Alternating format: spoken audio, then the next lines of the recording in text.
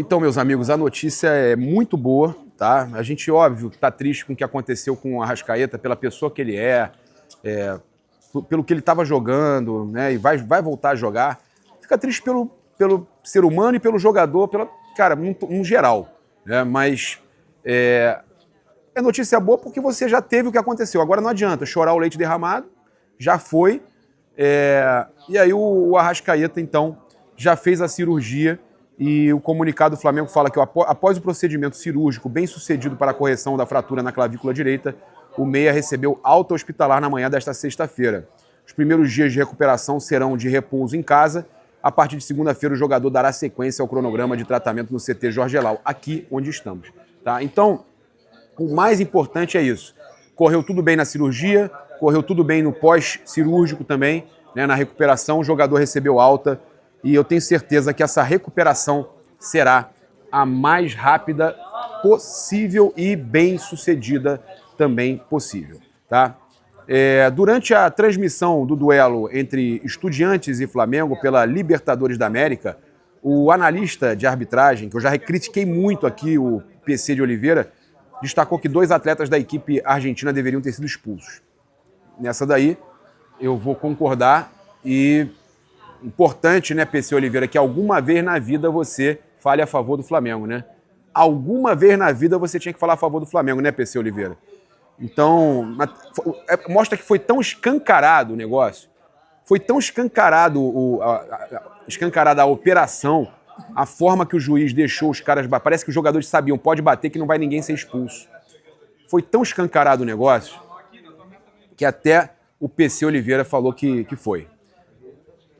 Então ele falou do Meia Farias, que deu uma tesoura no Emerson Royal, e do zagueiro Tomás Palacios, que ficou no vácuo com Danilo. Eu te amo, Danilo. Danilo, olha no meu olho. Eu te amo. Você é ídolo máximo. Quem te critica não te conhece. Que personalidade. Que caráter. Você mudou esse time, Danilo. Foi você naquela declaração, naquela entrevista, que você foi um dos responsáveis por ajudar o Jardim a mudar esse time. Você é demais, meu irmão. O jogador foi apertar sua mão, você deixou ele no vácuo, Danilo. Eu adorei, cara. Adorei. Merecido. Você não é aquele cara que aperta a mãozinha pra fingir que tá tudo bem. Você vira a cara mesmo e fala, não quero papo contigo. É exemplo de ser humano. Tá certo? Então, o narrador Gustavo Villani... trouxe a opinião. Olha, o Paulo César Oliveira, nosso consultor de arbitragem, entende que o lance era para expulsão. Carrinho no meio-campo do Emerson Royal. E aí ele fala, jogo brusco grave, é o que informa o PC. Na opinião dele, o jogador do Estudiantes colocou em risco o adversário e era lance para vermelho. Não tinha nem dúvida, né, cara? Não tinha nem dúvida. Você vê que até quem raramente fala a favor do Flamengo tá falando, e falou do outro lance também. Eram 2 vermelhos. E vou dizer mais, o pênalti, que muita gente disse que não foi, aquele toquezinho, cansaram de marcar pênalti contra o Flamengo, tá? Cansaram, aquele toquezinho de raspãozinho, é pênalti, tá? E o lance do gol do Estudiantes, eu só tenho a dúvida se a bola tinha entrado antes do cara chutar a cara do Rossi. Mas o cara chuta o Rossi, tá? No chão ali, atrapalha o Rossi a fazer a defesa. A bola realmente não estava dominada, mas o cara acerta o Rossi. Agora, eu acho, tá? Vou ser sincero com vocês, eu não gosto de inventar. Eu estava longe, eu não vi muito bem o lance em detalhes, mas eu acho que a bola já tinha... Quando o cara faz a falta nele, a bola já tinha cruzado a linha. É a impressão que eu tenho. Mas, de qualquer forma, teve ali uma ação do jogador atrapalhando o Rossi, tá? E metendo o pé na cara do Rossi. Então, eu vou deixar registrado aqui, mas pelo menos 3 erros de arbitragem gravíssimos tivemos no jogo diante do Estudiantes, né? E esse árbitro que já é reincidente com o Flamengo. Complicado. Olha, o Agustín Rossi foi destaque no jornal Olé da Argentina. A matéria colocou ele como brilhante, né? Que é um dos mais conhecidos da América do Sul aí, falando que o Rossi é brilhante, né? No resultado aí, ele valorizou ainda o resultado do Flamengo contra o Estudiantes, dizendo que na verdade, valorizou o resultado por parte do Estudiantes, 1-1, que foi importante para a equipe argentina, colocando o Flamengo num patamar, né, que ele merece. dizendo que do outro lado estava o bicho-papão da América do Sul, ou seja, o jornal Diário Olé chamando o Flamengo de bicho-papão da América do Sul e valorizando esse empate dos Estudiantes diante do Flamengo. Os palmeirenses estão já falando que o Abel tem que ser demitido após o jogo logo contra o Flamengo dia 23. Por quê? Você está contando que o Flamengo vai ganhar? O palmeirense está contando que o Flamengo vai ganhar? Que loucura. Vamos acompanhar imagens do treino do Mengão. Aí, ó. Time do Flamengo aí. Fazendo aquele aquecimento. Jorginho, Carrascal, que não pode ser utilizado esses jogos agora. O grande Danilo que a gente estava falando ali. Tá rolando aquela...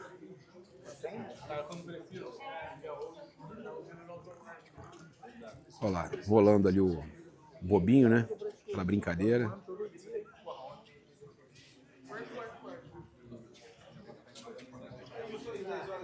E tem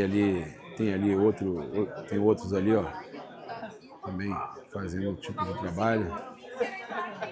Tem outro tipo de trabalho ali, né?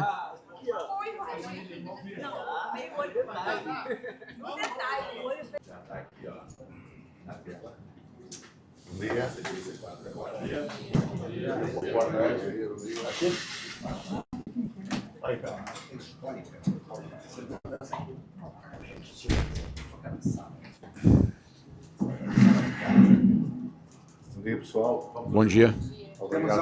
Temos áudio aqui. Conseguem ouvir? Consegue. Obrigado por terem vindo no Dia do Trabalhador.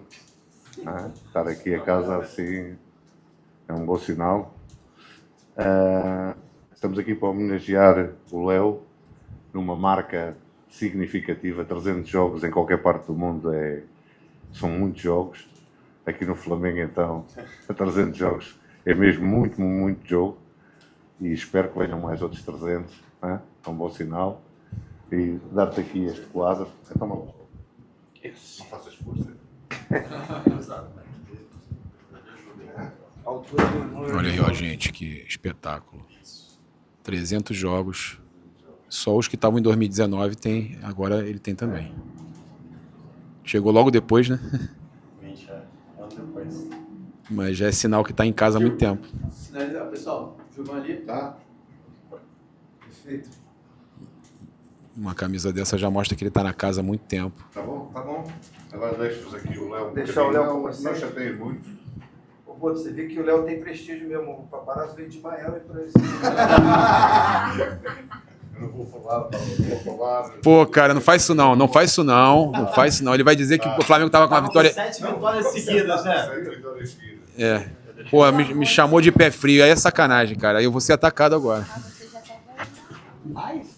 Na quarta você já tá vendo? Na quarta você já tá vendo? Tava vindo. Vamos lá?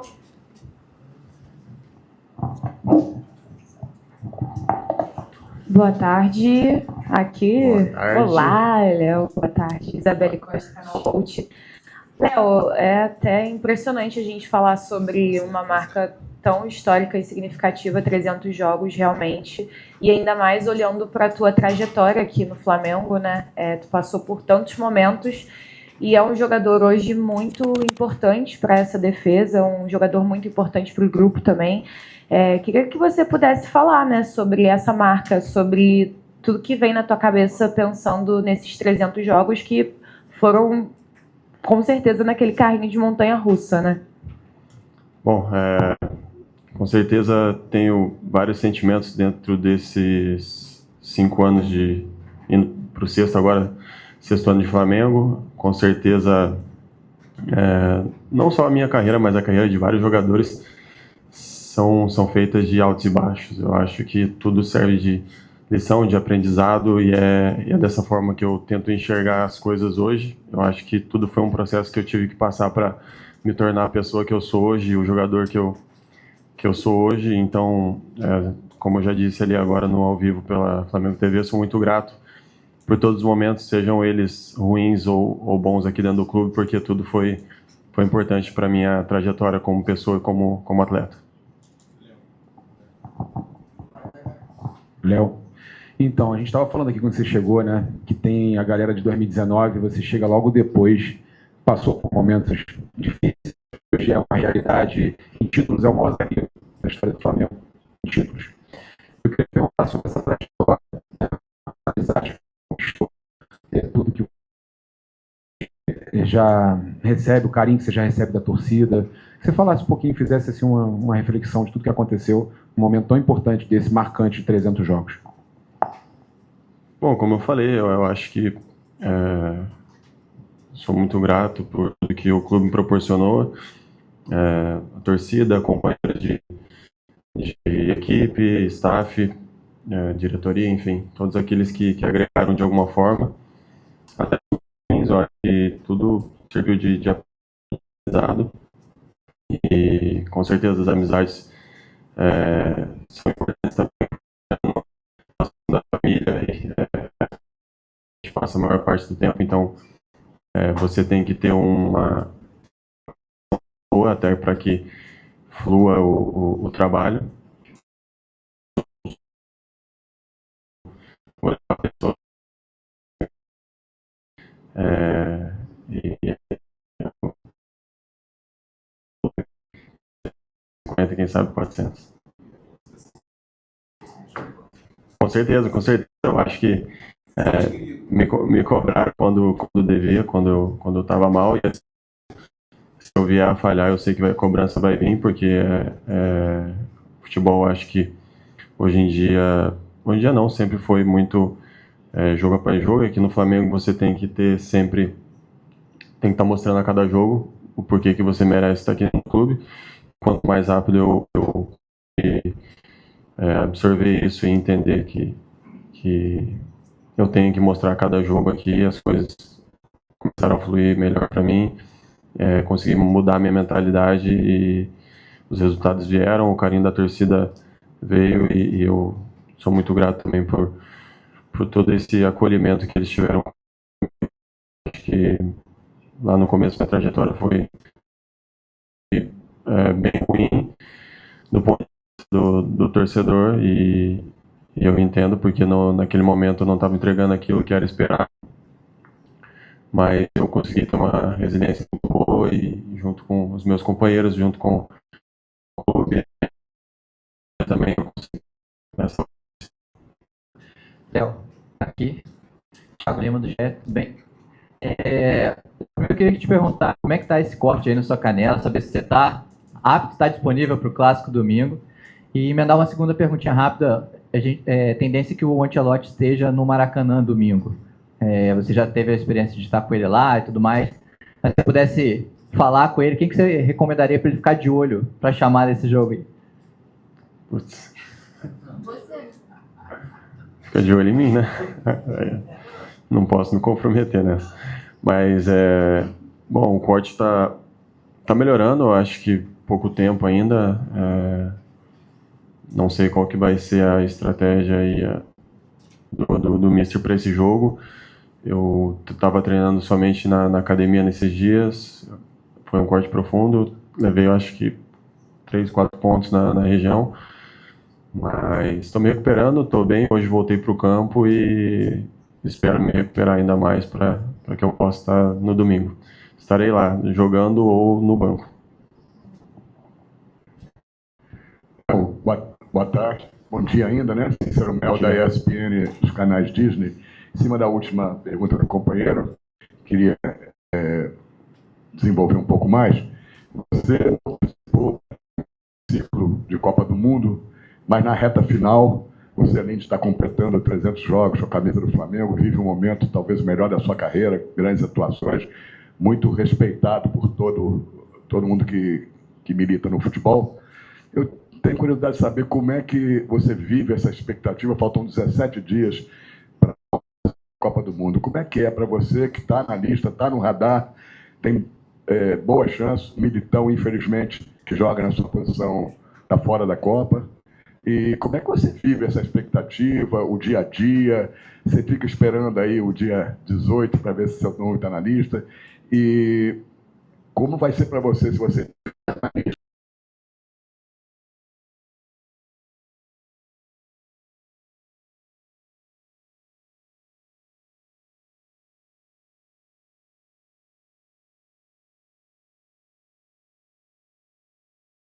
certeza vou estar muito feliz e realizado com esse sonho. Se eu não tiver, vou estar torcendo por todos aqueles que vão estar representando o nosso povo, que eu acho que isso é importante, independente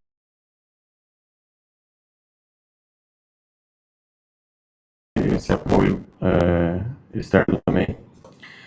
E a cada dia que passa, a ansiedade vai aumentando, não tem como eu falar que eu não estou ficando ansioso. Eu também que se pela minha sequência, pelos meus jogos no Flamengo, não adianta eu ficar pensando só lá no dia 18 e não fazer meu papel dentro de campo, nos treinamentos. Eu acho que, independente de ir ou não na última convocação, já tivemos várias vezes as convocações em outros anos de jogadores que só foram convocados na última. Então, como a lista está praticamente feita, eu espero, mas se não tiver também, eu vou estar sendo pelos meus companheiros. Aqui. Bom, Léo, 300 jogos, alguns momentos durante toda essa trajetória, você chega ali logo depois de uma temporada de 2019,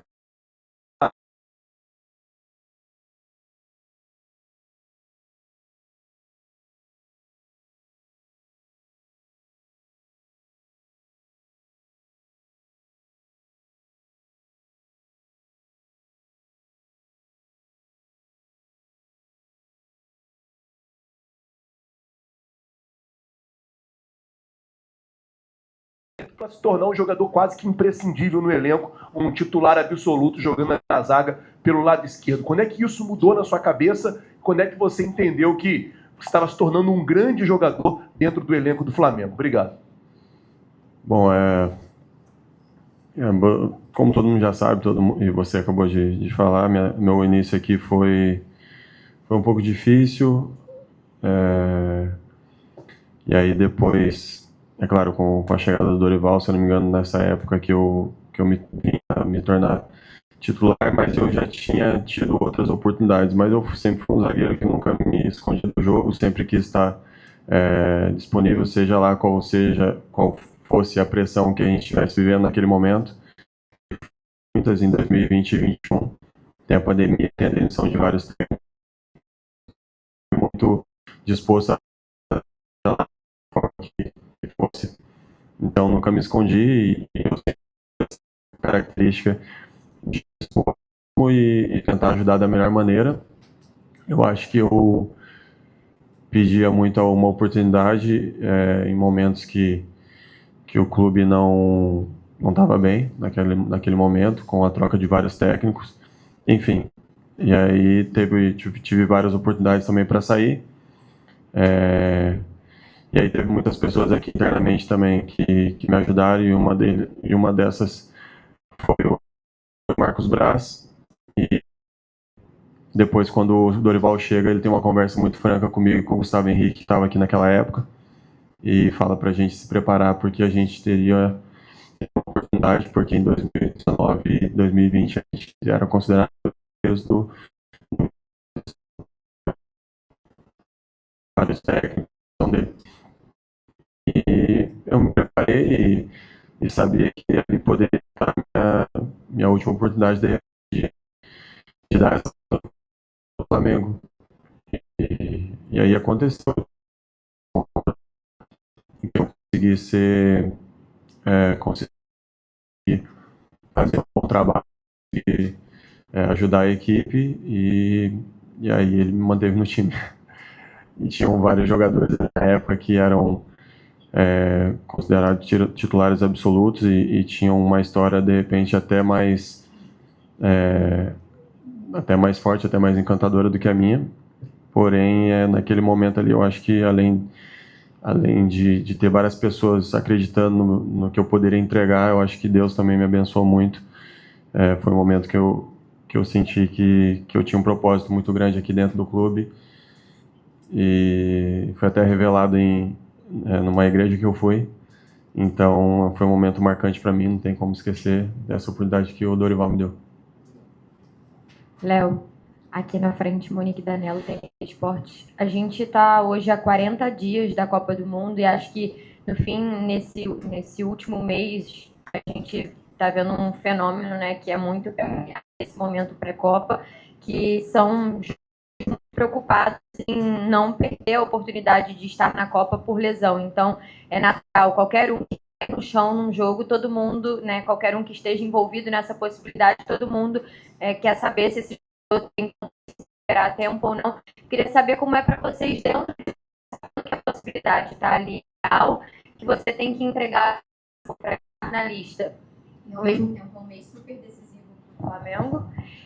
Mas que ao mesmo tempo tem que tomar esse cuidado e tentar se preservar de alguma forma. O que aconteceu com a Arrasca agora é o caso mais recente. Como que vocês lidam com isso mentalmente e fisicamente falando? A gente vive essa expectativa, né? Eu acredito que agora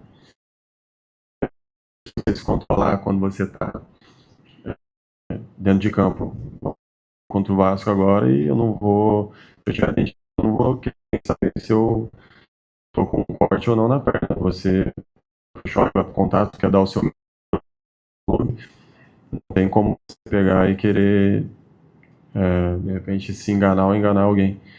Não tem, pelo menos para mim, não existe essa possibilidade. É claro, cada vez que um jogador isso aumenta, tem uma tensão maior. Porém, eu acredito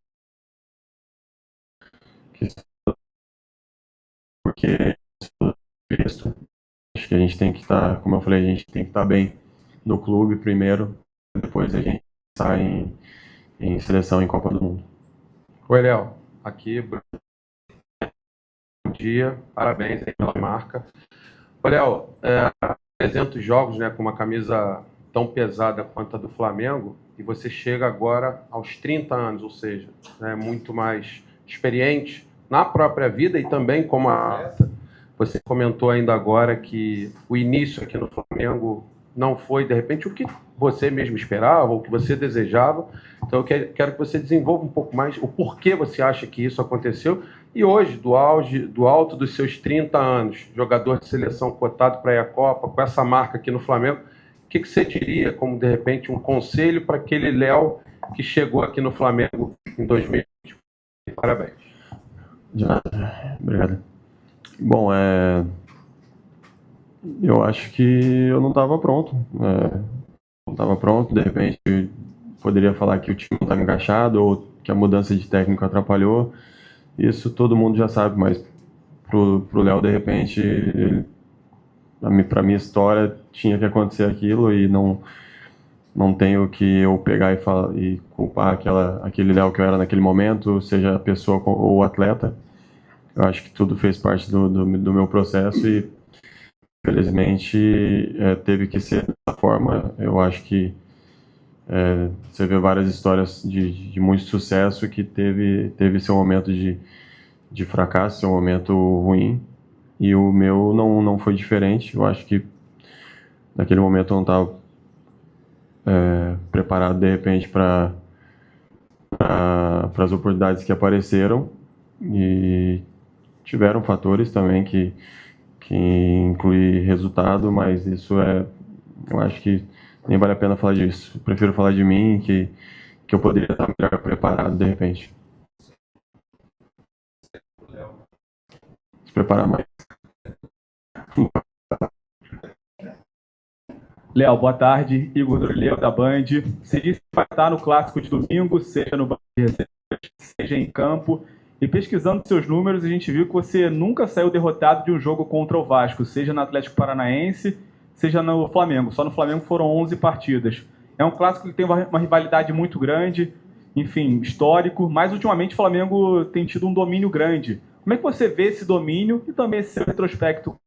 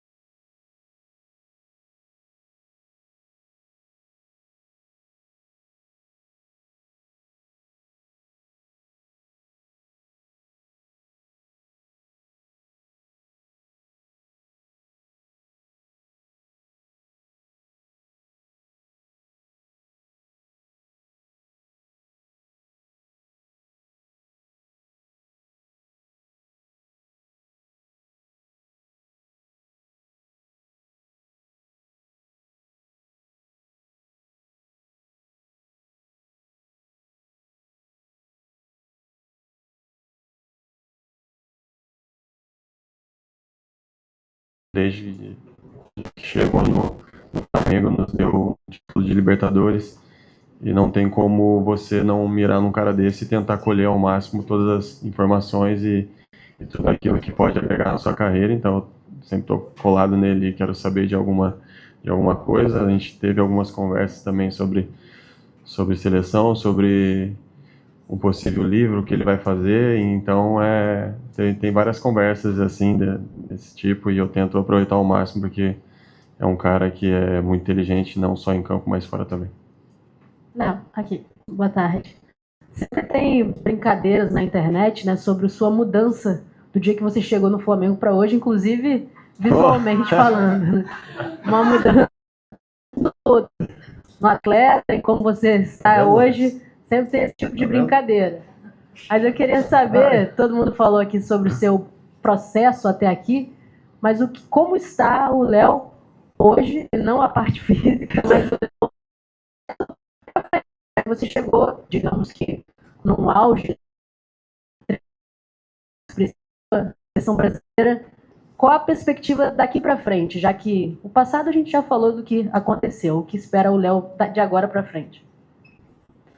Bom, eu tenho muito claro na minha cabeça que eu quero continuar evoluindo, apesar não, né? Tenho 30 anos ainda, mas quero continuar evoluindo e sempre mantendo uma constância, porque lugares que eu sempre sonhei, que é a seleção, que é títulos. Então eu sei que essa constância, essa evolução diária tem que existir, essa ambição de títulos também é muito importante. De fazer história, ainda mais pelo Flamengo, eu acho que é muito viva dentro de mim. Conquistar ainda muito mais coisas com o manto e quero continuar nessa constância que eu venho tendo há algum tempo. Léo, aqui no canto. Tudo bem? Bom dia, boa tarde. Rafael Borghetti.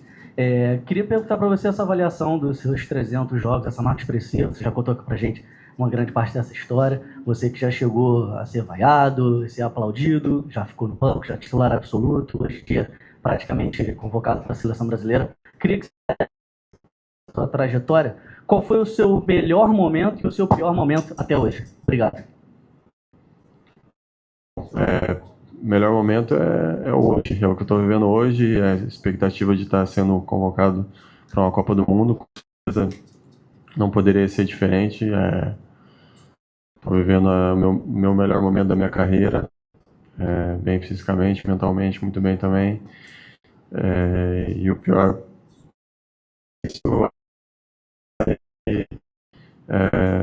atuei mal, estou contra, então pode selecionar alguns aí. Então, tá aí os dois. Aí você escolhe. Léo, aqui na frente, tudo bem? Boa tarde, Gabriel Orfan aqui. Léo, você já teve muitas duplas de zaga no Flamengo, né? Você foi campeão de uma Libertadores sendo titular com o Davi Luiz, campeão de outra Libertadores sendo titular com o Danilo, ficou muito marcado com o Léo Ortiz. Queria saber um pouco de você sobre essas duplas. Qual foi a dupla que mais te marcou, o jogador que teve mais proximidade? Não vou falar disso não. Não vou falar disso não. Todos são importantes, todos tiveram sua importância e me ajudaram demais. E a gente formou uma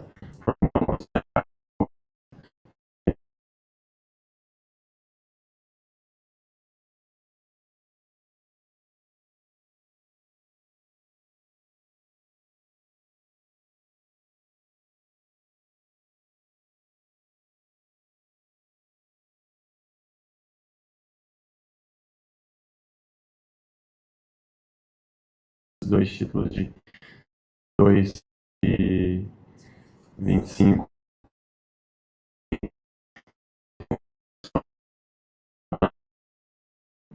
Agora foi muito importante.